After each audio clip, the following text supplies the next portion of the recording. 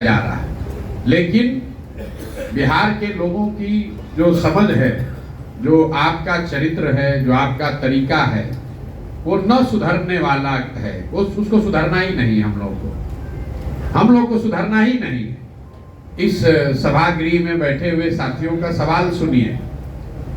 लोगों ने कहा यहाँ बालू का बहुत बड़ा भ्रष्टाचार है, बालू माफिया है। पहले तो छोटे लोगों को नौकरी रोजगार मिलता था, अब तो बड़ी कंपनियां काम करती हैं। कोई सज्जन ने बताया कि कोई ऐसा विभाग नहीं है जहां बिना पैसा दिए हुए काम हो सकता है। कुछ साथियों ने ये कहा कि शिक्षा व्यवस्था तो बिल्कुल बर्बाद है, बिहार में तो कोई सोचने ही वाला नहीं है, यहाँ पर लोगों को बेरोजगारी बहुत है। सब बात तो आपको पहले से मालूम है। तो आप जरा ये बताइए कि आपके इस क्षेत्र में विधायक महोदय कितने बार से जीत रहे हैं, कितने साल से जीत रहे हैं? 25 साल। कितने साल से? 25 साल। कितने साल? 15 साल। तो मेरे भाई, आप इतना कष्ट से पीड़ित हैं, तो फिर विधायक महोदय 15 साल से जीत कैसे रहे? उनको वोट क्या पंजाब के आदमी आकर दे रहे हैं? आपने जो कहा भैया, कैसे सुधरेगा? सुधरेगा तब जब आप सुधरना चाहिएगा। आपको सुधरना कहाँ है? बिहार के आदमी को सुधरना नहीं है, 5 वर्ष बैठ के बकैती करना है। बिहार में लोगों को बकैती करना है। सुबह से शाम तक लोगों के पास पढ़ाई नहीं है, रोजगार नहीं है, नौकरी नहीं है, व्यापार नहीं है। लेकिन किसी भी गांव में किसी चौक चौराहे पर बैठ जाइए, 5 आदमी को बैठा दीजिए, कश्मीर से लेकर कन्याकुमारी तक, गुजरात से लेकर असम तक, सारे देश की राजनीति आपको बता देगा। हम गांव में चलते हैं, देखते हैं, लोग ऐसे मिलते हैं, कहता है भैया गाजा और इजराइल में जो लड़ाई चल रहा है उसका क्या परिणाम निकलेगा? गांव में बैठ के उसको चिंता है कि गाजा और इजराइल में जो लड़ाई चल रहा है, भैया गाजा का क्या होगा? डोनाल्ड ट्रंप ले लेगा क्या गाजा? आप हंसिए मत। लोग ये पूछते हैं गांव में कि सोवियत रूस और यूक्रेन में भैया जो लड़ाई हो रहा है इसका परिणाम क्या होगा? ये बिहार के लोगों की काम करने की, उनके जीवन की शैली है। अच्छाई भी है और इसमें बहुत बड़ी बुराई भी है। अच्छाई ये है कि इस मिट्टी में ये ताकत है। जैसे गुजरात के लोगों को बिजनेस व्यापार की समझ है, वैसे बिहार यूपी के लड़कों को राजनीति की समझ है। लेकिन इस समझ का इस्तेमाल कीजिएगा तब तो कुछ होगा। 5 वर्ष बढ़िया बढ़िया बात करते हैं, और जिस दिन चुनाव होगा उस दिन जात दिखेगा कि अपना जात का कौन नेता खड़ा है। उस दिन ना आपको ब्लॉक में भ्रष्टाचार दिखेगा, ना थाने में कोई गलती दिखेगी, ना आपको सड़क और शिक्षा में कोई कमी दिखेगी। और अगर दिखती तो आप 15 साल से एक ही आदमी को कैसे जिता रहे हैं? लोग जब निरुत्तर हो जाते हैं, कहते हैं हमारे पास तो भैया विकल्प नहीं है। क्या करें? जानते तो हैं कि ये खराब है, लेकिन लालू जी को तो नहीं दे सकते। उस समय तो अपहरण रंगदारी बहुत था, कम से कम उससे जान तो बचा हुआ है। मेरे भाई, जितने लोग कहते हैं कि हमारे पास विकल्प नहीं है, जरा ईवीएम पर जाकर देखिए कि वहां पर नोटा लिखा हुआ है कि नहीं है। नोटा क्यों लिखा गया है? नोटा का प्रावधान क्यों किया गया है? आपके जैसे लोगों के लिए किया गया कि अगर जितने प्रत्याशी खड़े हैं कोई ठीक नहीं है तो नोटा दबाओ। आप कहते हैं कि नोटा दबाएंगे तो वोट बर्बाद हो जाएगा। बिल्कुल नहीं बर्बाद होगा। अगर आपने नोटा दबाया होता, अगर आपने नोटा दबाया होता, सबसे ज्यादा वोट नोटा को मिलता, तो यहाँ फिर से चुनाव होता। अपने आप प्रत्याशी बदल गए होते, आपको नए विकल्प मिलते। आपको तो देना नहीं है। कोई आदमी अच्छा खड़ा हो जाए तो पूरे बिहार में, और खासकर ये जो पूरा टाल एरिया है, कोई अच्छा आदमी खड़ा हो जाए तो लोग अपने घरों में, दुकान में, ऑफिस में बैठ के हंसता है कि अरे आदमी तो अच्छा है, लेकिन चलेंगे नहीं। मोकामा बाढ़ बढ़ैया में तो मजबूत आदमी चाहिए। कोई अच्छा आदमी खड़ा होता है तो उस पर आप हंसते हैं, अरे चली हम बिहार में ना चली हम, मोकामा में तो आदमी चाहिए मजबूत। तो भैया, जब आदमी चाहिए मजबूत, तो भी मजबूत जब जीत कर आएगा तो आपके लड़के से घोड़ा दौड़ाएगा, आपको किताब आपके बच्चों को नहीं पकड़ाएगा। आप गलत चुनिएगा तो गलत ही पाइएगा। आप चुनिएगा गुंडा बदमाश और सोचिएगा कि हमारा व्यवस्था अच्छा हो जाए, ये नहीं हो सकता है। ना पहले हुआ है ना आगे होगा। जो चीज के लिए आप लोग वोट दे रहे हैं वो चीज तो मिल रही है। आज तो अभी हम पहली बार आए हैं यहाँ, लेकिन जहां पर भी हम गए हैं हम अपने सभाओं की शुरुआत ही 2 सवाल से करते हैं कि भाई बताओ और कुछ हो या नहीं, पढ़ाई और रोजगार होना चाहिए कि नहीं होना चाहिए। 100% लोग कहते हैं कि नहीं ये तो होना ही चाहिए, पढ़ाई रोजगार काहे नहीं होना चाहिए। चाहे आप किसी जाति के हो, अगड़े हैं, पिछड़े हैं, हिंदू हैं, मुसलमान हैं, गरीब हैं, अमीर हैं, किसान हैं, नौकरी करने वाले हैं, युवा हैं, बुजुर्ग हैं, सब कहता है ना भाई पढ़ाई तो होना ही चाहिए। उसको पता नहीं कि तो अगला सवाल क्या है। फिर उससे पूछते हैं भाई अच्छा अपना अपना बच्चा के सर पर हाथ रख के बोलो कि कभी जीवन में पढ़ाई रोजगार के लिए वोट दिए हो। आज तक 5000 गांव में एक भी आदमी नहीं कहा कि पढ़ाई रोजगार के लिए वोट दिए। तो जब पढ़ाई रोजगार के लिए वोटे नहीं दे रहे हो तो काहे इतना लंबा लंबा प्रपंच गा रहे हैं? ए भैया पढ़ाई सुधरना चाहिए। काहे सुधरना चाहिए? वोट दिए थे राम मंदिर बनाने के लिए, मंदिर बन गया। वोट दिए आप यहाँ पर 5 किलो अनाज के लिए, अनाज मिल रहा है। वोट दिए शौचालय के लिए तो शौचालय में कितनों लूटपाट हुआ है, शौचालय का पैसा आया ही है। वोट दिए सिलेंडर के लिए तो सिलेंडर बटा है। वोट दिए मोदी जी का भाषण सुनकर तो गुजरात में विकास हो रहा है। जिस चीज के लिए वोट दीजिएगा, लोकतंत्र की ताकत को समझिए। लोकतंत्र में आपके वोट की ताकत जो है उसको आपकी समझ ही नहीं है। आप वोट किसको देते हैं इसका कोई महत्व नहीं है, वोट किस बात के लिए देते हैं इसका महत्व है। मोदी देश के प्रधानमंत्री, वो गुजरात के भी प्रधानमंत्री हैं, बिहार के भी प्रधानमंत्री हैं। मोदी जब गुजरात जाते हैं तो वहां पर फैक्ट्रियों की बात करते हैं, गिफ्ट सिटी की बात कर रहे हैं, 1 लाख करोड़ के बुलेट ट्रेन की बात करते हैं। वही मोदी जब बिहार आते हैं तो लालू के जंगल राज की बात करते हैं, हिंदू मुसलमान की बात करते हैं, 4 किलो अनाज की बात करते हैं। उनको मालूम है कि बिहार के आदमी को बुलेट ट्रेन नहीं चाहिए, बिहार के आदमी को विकास नहीं चाहिए, बिहार के आदमी को जाति चाहिए और खाने के लिए 5 किलो भात चाहिए। इतना ही चाहिए, इससे ज्यादा कुछ चाहिए ही नहीं। आप चाहे लखीसराय के हैं कि मुंगेर के हैं कि चंपारण के हैं कि मधुबनी के हैं, यहाँ के लोगों को सुधरना ही नहीं है, खाली 5 वर्ष बैठ के बतियाना है। आप ये नहीं समझ रहे हैं कि आप कितनी भी चर्चा कर लीजिए, नेताजी को घर में बुलाकर 4 गाली दे दीजिए, 4 जूता मार दीजिए, जब तक आप उसको वोट दे रहे हैं उसको कोई शिकायत नहीं है। भाई 4 जूता मार लो, वोट दो पहले, क्योंकि उसको भी मालूम है कि वोट आप देवे कीजिएगा, क्या चिंता करने की जरूरत है। और ये हमारा कोई कंजेक्चर नहीं है, हम आप पर आरोप नहीं लगा रहे। आप खुद जाकर देखिए कि आपके विधायक 15 साल से जीत क्यों कैसे रहे, और अगर जीत रहे इसका मतलब है कि भाई यहाँ पर सब कुछ अच्छा है। लोकतंत्र में आप जनप्रतिनिधि के काम से संतुष्ट हैं या नहीं हैं, इसका एकमात्र पैरामीटर है कि वो आदमी जीते या हारे।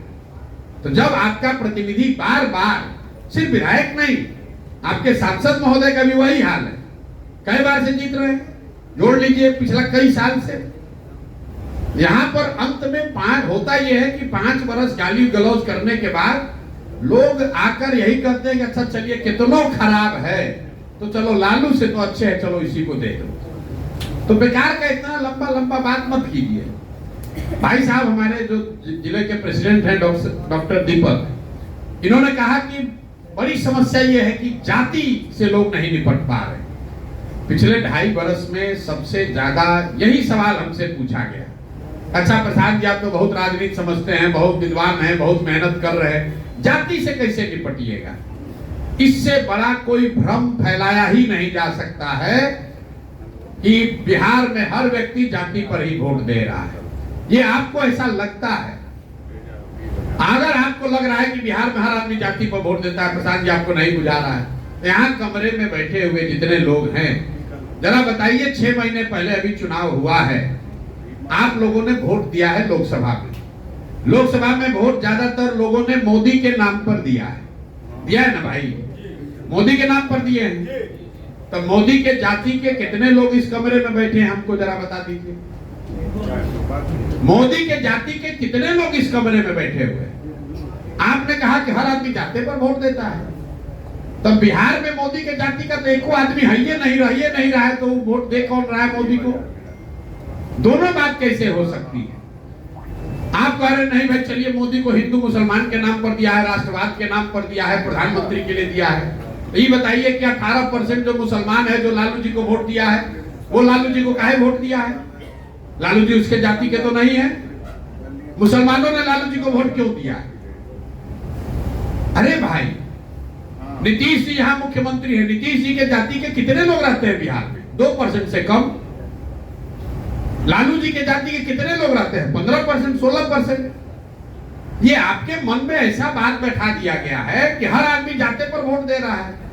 बिल्कुल सिरे से इस बात को खारिज कीजिए। जाति जब आदमी वोट करता है तो जो भी समाज में सच है वो राजनीति में भी होगा। जाति समाज का एक बड़ी सच्चाई है, तो राजनीति में भी जाति का प्रभाव होगा। लेकिन ये प्रभाव सिर्फ बिहार में नहीं है, ये प्रभाव आंध्र प्रदेश में भी है, ये प्रभाव तमिलनाडु में भी है, गुजरात में भी है, यूपी में भी है। बिहार के आदमी को लगता है कि खाली जाति बिहार में है।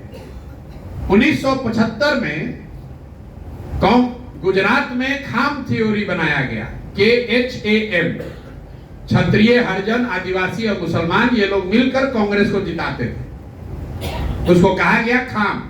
उसको तोड़ने के लिए पटेलों को भाजपा ने वहां संगठित किया। खाम थ्योरी तो बिहार में नहीं बना था। आपने सुना होगा आंध्र प्रदेश में कम्मा रेड्डी हैं, रेड्डियों का राज था, कम्मा लोग उसको चुनौती दिए। आप कर्नाटक में सुनते हैं वोकालिंगा है, लिंगायत है। आप यूपी देख रहे हैं, बंगाल देख रहे हैं, हर जगह जाति है। जितनी जाति आंध्र प्रदेश में है, जितनी जाति गुजरात में है, जितनी महाराष्ट्र कर्नाटक में, उतना बिहार में भी है। आपको लग रहा है कि ना भैया ये तो गलत है, बिहार में तो हर बार चुनाव में जाति पर वोट पड़ता है। हम आपको गिनवा देते हैं, जरा याद कर लीजिए। 1984 में इसी बिहार में, आप लोग सब लोग याद कर लीजिए, 1984 में इसी बिहार में कांग्रेस पार्टी को बहुत भारी बहुमत मिला। करीब 54 के में 53 सीट वो लोग जीत के आए। आपसे पूछेंगे भाई जाति का इतना प्रभाव है तो राजीव गांधी के जाति का ज्यादा आदमी तो था नहीं, कैसे जीत गया कांग्रेस? तुरंत आदमी, राजनीतिक आदमी लोग कहेगा कि 1984 में भैया इंदिरा गांधी का जो मृत्यु हुआ था, उससे जो सहानुभूति की लहर बनी, उसी में सब जात पात टूट गया, सब लोग जाके कांग्रेस को वोट दिया। इसको लिख लीजिए भाई एक लाइन। फिर पूछेंगे 1989 में क्या हुआ? जनता दल बीपी सिंह को कैसे पूरा बिहार में वोट पड़ गया? तो लोग कहेंगे भैया लोग बीपी सिंह को वोट नहीं दिया, जनता दल को वोट नहीं पड़ा। जो बोफोर्स का मामला था, बोफोर्स इतना बड़ा मामला बन गया, भ्रष्टाचार इतना बड़ा विषय बन गया कि सब आदमी जाति पाति भूलकर बीपी सिंह और जनता दल को वोट दिया। इसको भी लिख लीजिए। फिर आपसे पूछेंगे 2014 में क्या हुआ? गुजरात का एक आदमी मोदी कैसे आकर पूरा बिहार जीत गया? तुरंत आदमी कहेगा कि भैया भाजपा का तो कुछ नहीं था बिहार में, लेकिन मोदी जी का जो लहर चला ना, सब युवा बुजुर्ग सब आदमी जाकर मोदी के नाम पर वोट दे दिया भाजपा को। इसको भी लिख लीजिए। फिर आपसे पूछेंगे भैया 2019 में क्या हुआ? आप बताइएगा कि भैया 19 में तो एकदम कांटे का बराबरी का मुकाबला था। जो पुलवामा हुआ ना, उसके बाद तो समझिए कि हर घर से लोग जाकर मोदी को वोट दे दिया, भाजपा को। इन चारों बातों को आप लिख लीजिए। 1984 एक घटना है, एक राजनीतिक व्यक्ति की मृत्यु और उससे बनी हुई सहानुभूति की लहर। 1989 एक विषय है बोफोर्स भ्रष्टाचार और उससे बनी हुई लहर। 2014 एक व्यक्ति है मोदी, उसकी बनाई हुई लहर। और 2019 एक विषय राष्ट्रवाद, राष्ट्रीय सुरक्षा विचारधारा है, उसके बनी हुई लहर। आपको ये क्या बताता है? अगर कोई व्यक्ति, अगर कोई विषय, अगर कोई घटना, अगर कोई विचारधारा समाज के इमेजिनेशन को कैप्चर कर ले, तो बिहार के में ही समाज में ये ताकत है, वो जातियों से ऊपर उठकर वोट करता रहा है। ये आगे करेगा कि नहीं छोड़ दीजिए, करता रहा है, ये प्रमाण है। अब आपको फिर क्यों लगता है कि जाति पर वोट पड़ता है? वो इसलिए कि बीच के कई इलेक्शनों का हमने जिक्र नहीं किया। उसमें क्या हुआ? जब कोई ऐसा व्यक्ति नहीं है, जब कोई ऐसा विषय नहीं है, जब कोई इतनी बड़ी घटना नहीं है, दोनों लड़ने वाले एक ही जैसे दिख रहे हैं, तो समाज भी कहता है कि दोनों तो एक जैसा दिख रहा है, चलो अपना जाते वाले को दे देते हैं। इसलिए आपको बार बार लगता है कि नहीं भैया जाति पर वोट पड़ता है। कई लोग खड़ा होकर फिर गलत ही करेगा कि ना भैया ये तो लोकसभा का उदाहरण दिए हैं, विधानसभा में तो जाते पर वोट पड़ेगा। आप विधानसभा का उदाहरण देख लीजिए। 2010 में इसी बिहार में नीतीश और भाजपा एक साथ चुनाव लड़े। सामने से लालू जी, कांग्रेस और रामविलास पासवान एक साथ चुनाव लड़ रहे थे।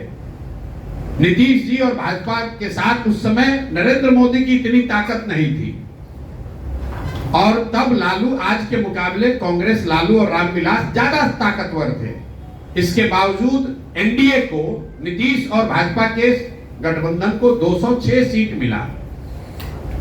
आज वही 2020 में वही गठबंधन चुनाव लड़ा। इस बार नीतीश और भाजपा के साथ नरेंद्र मोदी की ताकत भी रही। लालू पहले से कमजोर हुए हैं, कांग्रेस भी कमजोर हुई है, और रामविलास पासवान जी तो उस गठबंधन में थे ही नहीं। इसके बावजूद उसी गठबंधन को 115 सीट आने में दम निकल गया। क्या हुआ? नीतीश और एनडीए के समीकरण के लोग बिहार छोड़कर चले गए? नहीं, ये 206 सीट इसलिए आया था कि बिहार में करीब करीब हर व्यक्ति ये मानता है कि नीतीश कुमार अपने पहले टर्म में 2005 से लेकर 9 में कुछ काम करते हुए, सुधार करते हुए दिखे थे। तो काम का प्रभाव भी था और समीकरण भी था, तो मिलाकर 206 सीट जीते। और जब 2020 में खाली जातीय समीकरण पर गए तो 115 सीट नहीं मिला। लोकसभा और विधानसभा को छोड़िए, अब नीचे आ जाइए पंचायतों में।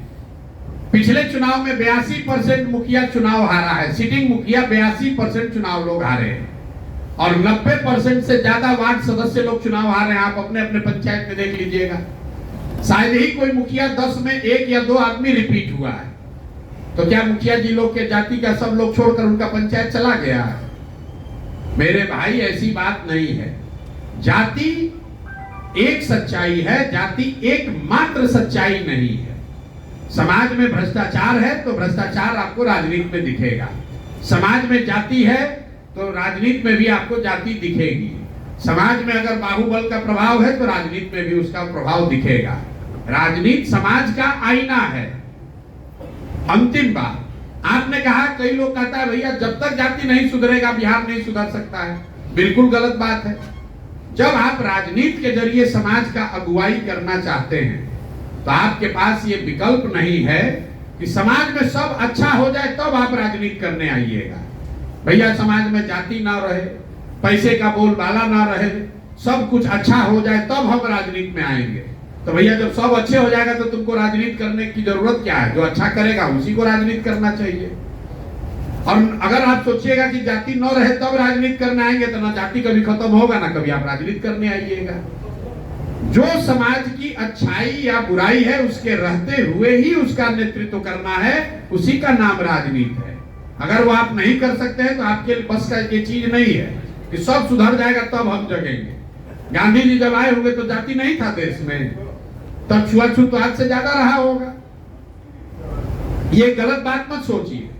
दूसरी बात, कोई कह रहा है अरे भाई यहाँ पर तो बहुत भ्रष्टाचार है। भ्रष्टाचार इसलिए है कि यहाँ पर पंचायती राज से जुड़े हुए कई साथी बैठे हुए। भाई साहब एक हमारे दल से जुड़े हुए कह रहे हम प्रमुख भी रहे, मुखिया भी रहे। आप जरा देखिए, जब प्रमुखी का चुनाव हो रहा है, कौन ऐसा बीडीसी है जो नेपाल में 2 महीना छुट्टी मनाने के लिए पैसा नहीं मांग रहा है?